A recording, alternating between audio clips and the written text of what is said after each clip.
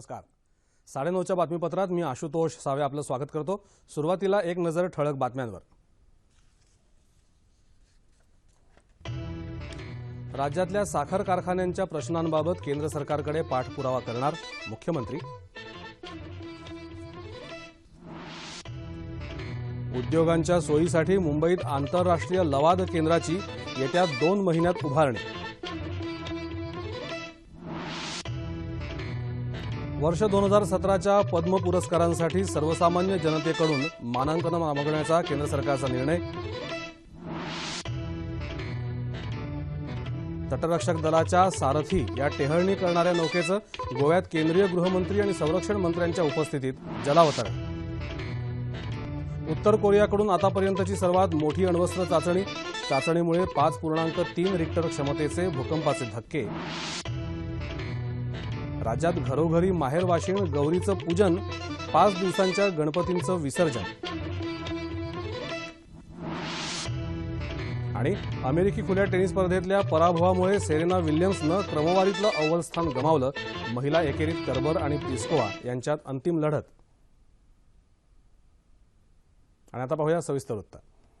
राज्यातल्या साखर कारखान्यांचे प्रश्न तातडीनं मार्गी लावण्यासाठी केंद्राकडे पाठपुरावा करण्यात येईल असं मुख्यमंत्री देवेंद्र फडणवीस यांनी सांगितलं. राज्यातल्या साखर कारखान्यांच्या कर्जाची पुनर्रचना आणि इतर प्रश्नांबाबत आज मुख्यमंत्र्यांच्या अध्यक्षतेखाली बैठक झाली. त्यावेळी ते बोलत होते. राज्यातल्या साखर कारखान्यांच्या समस्या लक्षात घेऊन सहकार विभागाचे प्रधान सचिव आणि साखर आयुक्त यांनी सविस्तर प्रस्ताव तयार करावा. हा प्रस्ताव केंद्र सरकारकडे पाठवला जाईल असंही मुख्यमंत्री म्हणाले. पाणी टंचाईवर मात करण्यासाठी ऊसाच्या पिकाकरता ठिबक सिंचन पद्धतीचा कसा वापर करता येईल यासाठी समन्वयानं एक स्वतंत्र मॉडेल तयार करण्यात येईल. तसंच दुष्काळी जिल्ह्यांसाठी वेगळा आराखडा तयार करण्याबाबत विचार करण्यात येईल असं मुख्यमंत्र्यांनी सांगितलं.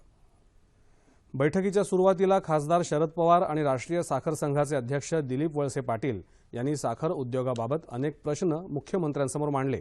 यामध्ये साखर उद्योगाच्या कर्जाची पुनर्रचना, शासकीय देणी प्रलंबित ठेवणं, 2015-16 आणि 2016-17 या कालावधीसाठी ऊस खरेदी करामध्ये माफी मिळणं आदीचा समावेश होता.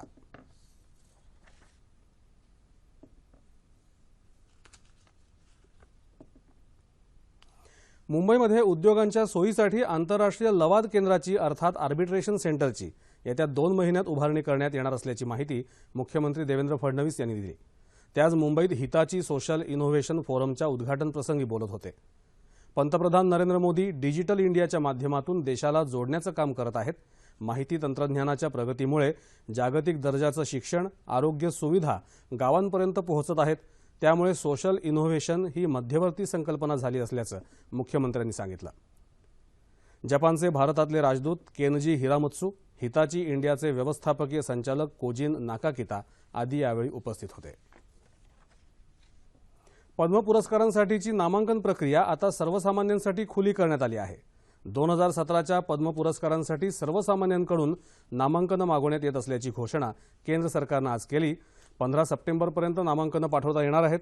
ही नामांकनं ऑनलाईन पाठवायची असून हे अर्ज www.padmaawards.gov.in या संकेतस्थळावर उपलब्ध आहेत.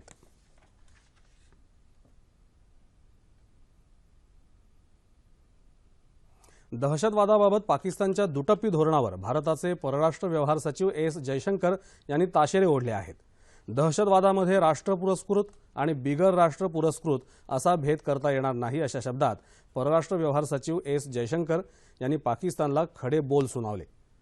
भारताच्या शेजारी राष्ट्रात दहशतवादाला आसरा मिळाला असल्याचं सगळ्या जगाला ठाऊक असून दहशतवादाविरुद्ध लढा हा मतभेदाचा मुद्दा होऊ शकत नाही असं ते म्हणाले. ते आज नवी दिल्ली इथं आंतरराष्ट्रीय प्रसार माध्यमांसमोर बोलत होते. दरम्यान भारत आणि पाकिस्तानमधला तणाव कमी करण्यासाठी चर्चा व्हावी असं अमेरिकेनं म्हटलं असून या तणावामुळे कोणताही गैरप्रकार घडू नये अशी अमेरिकेची इच्छा असल्याचं अमेरिकी परराष्ट्र खात्याचे उपप्रवक्ते मार्क टोनर यांनी स्पष्ट केलं आहे. भारत आणि पाकिस्तान दरम्यान अमेरिकेनं मध्यस्थाची भूमिका बजावावी या एका अमेरिकी सिनेटरच्या वक्तव्यावर ते प्रतिक्रिया देत होते. गृहमंत्री राजनाथ सिंह आणि संरक्षण मंत्री मनोहर पर्रिकर यांच्या उपस्थितीत गोव्यात तटरक्षक दलाच्या सारथी या टेहळणी करणाऱ्या नौकेचं आज जलावतरण करण्यात आलं. पश्चिम किनारपट्टीसह समुद्राच्या सीमेवरही ही नौका नजर ठेवणार आहे. ताशी 23 समुद्री मैल गतीनं धावणारी ही नौका 105 मीटर लांबीची असून तटरक्षक दलातल्या सर्वात मोठ्या नौकांमधली एक नौका आहे। विशेष म्हणजे स्वदेशी बनावटीच्या या नौकेत अत्याधुनिक दिशादर्शक आणि संवाद यंत्रणा उपलब्ध आहेत। 2 इंजिनावर धावणारी ही नौका एका वेळी वजनानं हलकं हेलिकॉप्टर आणि 5 अतिजलद छोट्या नावा घेऊन प्रवास करू शकते। उत्तर कोरियानं आज पुन्हा एकदा अतिशय शक्तिशाली अणुचाचणी केली असून परिणामी तिथे 5.3 रिक्टर क्षमतेचे भूकंपाचे धक्के जाणवले। जगभरातून या घटनेबद्दल तीव्र निषेध व्यक्त होत आहे। अमेरिकेचे राष्ट्राध्यक्ष बराक ओबामा, जपानचे पंतप्रधान शिंझो ॲबे, दक्षिण कोरियाचे अध्यक्ष पार्क म्यून हे यांनी उत्तर कोरियावर कडक शब्दात टीका केली आहे। उत्तर कोरियाची अणुचाचणी ही या क्षेत्रातल्या शांतता आणि सुरक्षेला सुरुंग लावणारी असून ही गोष्ट अजिबात स्वीकारार्ह नाही असं शिंझो ॲबे यांनी म्हटलं आहे। चीननंही उत्तर कोरियानं केलेल्या चाचणीचा तीव्र निषेध केला आहे। उत्तर कोरियानं केलेली ही 5वी अणुचाचणी असून आतापर्यंत या देशानं केलेली ही सर्वात मोठी अण्वस्त्र चाचणी आहे। भारतीय नौवहन महामंडळ अर्थात शिपिंग कॉर्पोरेशन ऑफ इंडियानं देशाच्या ऊर्जा सुरक्षेत महत्त्वाची भूमिका बजावली पाहिजे असं केंद्रीय नौवहन राज्यमंत्री मनसुखलाल मंडाविया यांनी म्हटलं आहे। देशाच्या हिताचं पूर्णतः संरक्षण व्हावं या दृष्टीनं शिपिंग कॉर्पोरेशनची क्षमता वाढवण्यासाठी सर्वतोपरी प्रयत्न करण्यात येतील असं ते म्हणाले। ते आज मुंबईत शिपिंग कॉर्पोरेशनच्या आढावा बैठकीत बोलत होते। नौवहन उद्योगाला देशात पायाभूत सुविधांचा दर्जा देण्याबाबत केंद्र सरकार विचार करत आहे असंही त्यांनी सांगितलं। देशांतर्गत जलमार्ग तसंच कालव्यांद्वारे पर्यटन क्षेत्राचा विकास होण्याची मोठी क्षमता असल्याचं ते म्हणाले। या विकासासाठी शिपिंग कॉर्पोरेशनला आवश्यक पायाभूत सोयी उपलब्ध करून दिल्या जातील असं मंडाविया यांनी स्पष्ट केलं। नौदलातल्या भरती प्रक्रियेसाठी मुंबईत मालाड इथल्या INS हमला या नौदल तळावर जमलेल्या उमेदवारांमध्ये आज चेंगराचेंगरी झाल्यानं 4 जण जखमी झाले। मात्र परिस्थिती नियंत्रणाखाली असून भरती प्रक्रिया सुरळीतपणे चालू असल्याचं नौदलाच्या अधिकाऱ्यांनी सांगितलं। या परीक्षेसाठी अपेक्षेपेक्षा जास्त म्हणजे 10,000हून अधिक उमेदवार आल्यानं त्यांची व्यवस्था राखण्यात काही समस्या आल्या। मात्र काही काळातच भरती प्रक्रिया नियोजित कार्यक्रमानुसार सुरू झाली असं नौदलानं म्हटलं आहे।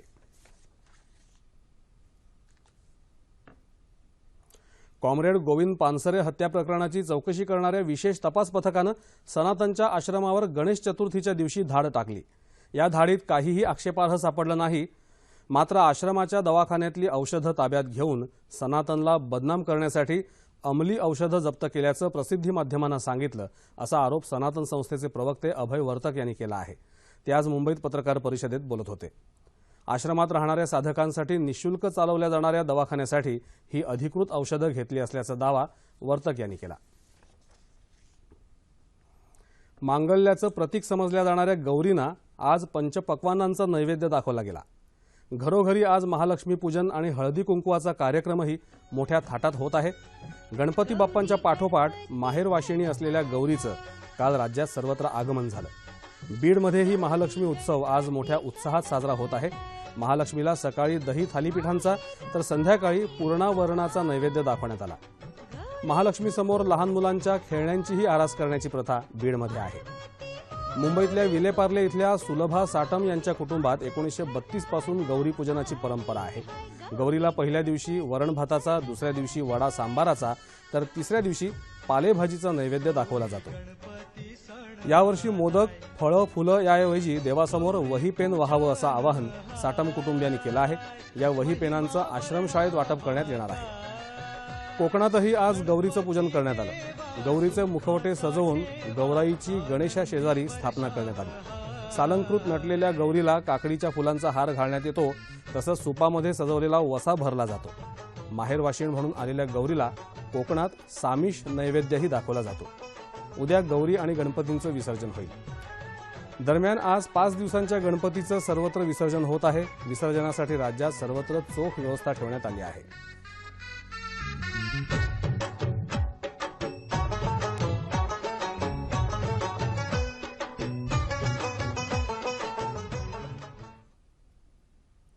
राज्यात सध्या गणपतीचा सण मोठ्या उत्साहानं साजरा होत आहे।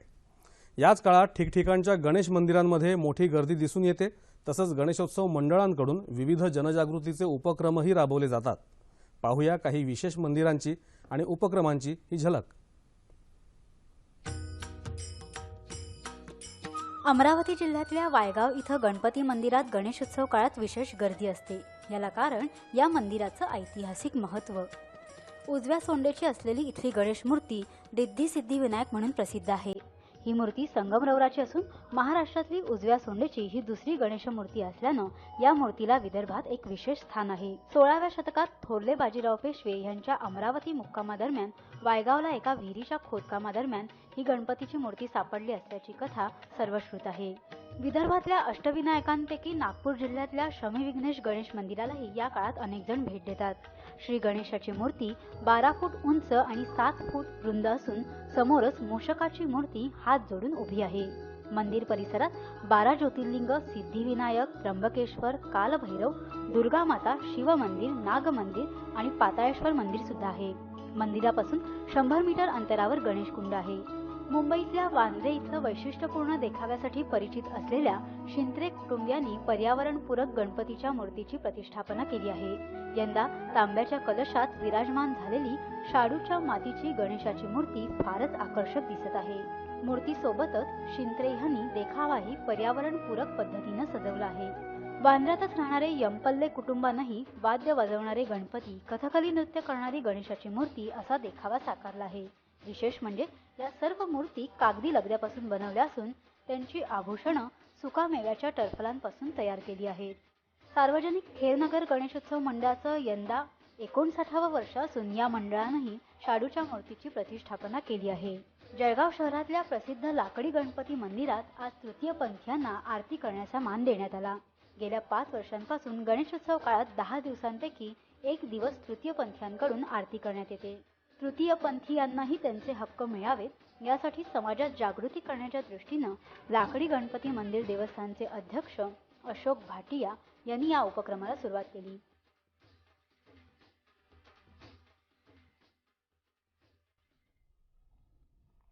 गणेशोत्सव संपवून कोकणातून मुंबईकडे परतणाऱ्या भाविकांनी मुंबई गोवा राष्ट्रीय महामार्गावरची वाहतूक कोंडी टाळण्यासाठी पर्यायी मार्गाचा वापर करावा असं आवाहन रायगड जिल्हा प्रशासनाच्या वतीनं करण्यात आलं आहे।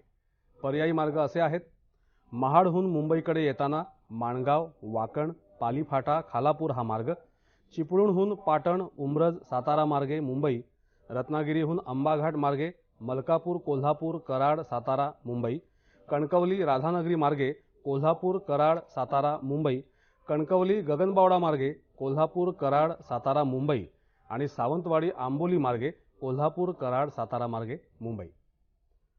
स्वच्छता हा निरोगी आरोग्याचा मूलमंत्र। अस्वच्छता आमंत्रण देते ती विविध त्वचा विकारांना। काही त्वचा विकार औषधोपचारानं त्वरित निवळणारे तर काही कुष्ठरोगासारखे प्राथमिक अवस्थेत लक्षात न आल्यास औषधांना प्रतिसाद न देणारे। पंतप्रधान नरेंद्र मोदी यांनी देशाला स्वच्छ भारत अभियानाचा मंत्र दिला आणि देशात जणू स्वच्छतेचं वारं वाहू लागलं। पर्यटकांचं आवडतं ठिकाण असलेल्या सिंधुदुर्ग जिल्ह्यात स्वच्छतेचे धडे गिरवले जात आहेत। जिल्ह्यातल्या वेंगुर्ले नगर परिषदेनं स्वच्छतेचा मंत्र अंगीकारत देशातल्या स्वच्छ शहरांमध्ये अव्वल येण्याची किमया साधली आहे। हगणदारी मुक्तीसाठी शहरात खासगी आणि सार्वजनिक शौचालय उभारण्यात आली असून शौचालयांचा कटाक्षानं वापर करण्यासाठी जनजागृती करण्यात आली। नगर परिषदेनं यावर लक्ष ठेवण्यासाठी गुड मॉर्निंग पथकाची स्थापना केली। घनकचरा व्यवस्थापनासाठी नियोजनबद्ध प्रयत्न करण्यात आले। UNDP तसंच ग्लोबल एन्व्हायरमेंट फॅसिलिटी सारख्या आंतरराष्ट्रीय संस्था तसंच सामाजिक संस्थांनी यासाठी आर्थिक सहकार्य केलं। आम्ही टॉयलेट बांधकामात यशस्वी झाल्यानंतर त्याचा वापर करणं ही लोकांची जास्त जबाबदारी आणि सवयीत बदल लोकांच्या बाबीशी निगडीत ही बाब असल्यामुळं आम्ही गुड मॉर्निंग पथक स्थापन केलं आणि त्या गुड मॉर्निंग पथकाच्या माध्यमातून असे स्पॉट आयडेंटिफाय करून तिथं सर्वेलन्स ठेवला आणि त्या ठिकाणी उघड्यावर शौचालय बसण्याचं प्रमाण शून्य आणण्यासाठी आम्ही निगराणी ठेवली आणि काही लोकांना दंडही केले। वेंगुर्ले शहरात सांडपाणी व्यवस्थापनही सुयोग्य रीतीनं करण्यात येत आहे। एकेकाळी कचऱ्याचे ढीग असणाऱ्या 6.5 एकराच्या जागेत आता झिरो वेस्ट डम्पिंग ग्राउंड बनवून शेती बागायतीचा मळा फुलवण्यात आला आहे। स्वच्छतेमधून समृद्धी साधणाऱ्या वेंगुर्ल्याचा स्वच्छतेचा कित्ता सर्वांनीच गिरवण्यासारखा आहे। आता आपण स्वच्छता अभियानाची कॅप्सूल पाहिली। आता बघूया कुष्ठरोगाची कॅप्सूल. स्वच्छता हा निरोगी आरोग्याचा मूलमंत्र. अस्वच्छता आमंत्रण देते ती विविध त्वचाविकारांना. काही त्वचाविकार औषधोपचारांना त्वरित निवळणारे, तर काही कुष्ठरोगासारखे प्राथमिक अवस्थेत लक्षात न आल्यास औषधांना प्रतिसाद न देणारे. विविध त्वचाविकारांमध्ये सर्वात भयावह समजला जातो तो कुष्ठरोग. रोगाच्या सुरुवातीच्या लक्षणांमध्ये उपचार केल्यास पूर्णपणे बरा होणारा, मात्र दुर्लक्ष केलं तर अधिक बळावणारा. कुष्ठरोग म्हटला की आवर्जून आठवण येते ती बाबा आमटेंची. त्यांनी या रोगाकडे बघायचा समाजाचा केवळ दृष्टिकोनच बदलला नाही, तर या रुग्णांना उपचाराबरोबरच स्वावलंबीही बनवलं. पोलिओप्रमाणेच कुष्ठरोगाचंही समूळ उच्चाटन करण्यासाठी शासन स्तरावरही सातत्यानं प्रयत्न होत आहेत. केंद्रीय आरोग्य मंत्रालयातर्फे देशभरात कुष्ठरुग्ण शोध मोहीम सुरू आहे. या अंतर्गत महाराष्ट्रासह 19 राज्य आणि केंद्रशासित प्रदेशातल्या 32 कोटी लोकांची तपासणी होणार आहे. यासाठी 2,97,604 पथकांची नियुक्ती करण्यात आली आहे. यावर्षी मार्च-एप्रिलमध्ये राबवलेल्या मोहिमेच्या पहिल्या टप्प्यात 7 राज्यांमधल्या 50 जिल्ह्यात जवळपास 6,80,00,000 लोकांची तपासणी करण्यात आली. त्यात तब्बल 65,427 संशयित कुष्ठरुग्ण सापडले. सखोल तपासणीनंतर त्यापैकी 4,120 जणांना कुष्ठरोगाची बाधा झाल्याचं स्पष्ट झालं. ही आकडेवारी बघता कुष्ठरोगाविषयी अधिकाधिक जनजागृतीची आवश्यकता असून कुष्ठरोग निर्मूलनासाठी वैयक्तिक स्वच्छतेबरोबरच पर्यावरण स्वच्छ ठेवणंही तितकंच गरजेचं आहे. 28व्या पुणे फेस्टिवलचा आज एका शानदार समारंभात ज्येष्ठ सिने अभिनेत्री शर्मिला टागोर यांच्या हस्ते प्रारंभ करण्यात आला. यावेळी दिग्विजय सिंह यांच्या हस्ते शर्मिला टागोर यांचा जीवनगौरव पुरस्कार देऊन सन्मान करण्यात आला. गेल्या 28 वर्षांपासून या महोत्सवाद्वारे आपल्याला संस्कृतीची ओळख होते असं दिग्विजय सिंह यांनी यावेळी सांगितलं. सुरेश कलमाडी यांच्या या फेस्टिवलमुळे नवोदित कलाकारांना आपली कला दाखवण्यासाठी व्यासपीठ मिळालं आहे असंही सिंह म्हणाले. यावेळी मराठी संस्कृती आणि सण यांचं दर्शन घडवणारा कार्यक्रम सादर करण्यात आला. कार्यक्रमाला अन्न आणि नागरी पुरवठा मंत्री तसंच पुण्याचे पालकमंत्री गिरीश बापट, माजी केंद्रीय गृहमंत्री सुशीलकुमार शिंदे, सिनेकलावंत शेखर सुमन, आदित्य पांचोली, नेहा पेंडसे, मल्लिका शेरावत तसंच पूजा हेगडे आदी उपस्थित होते.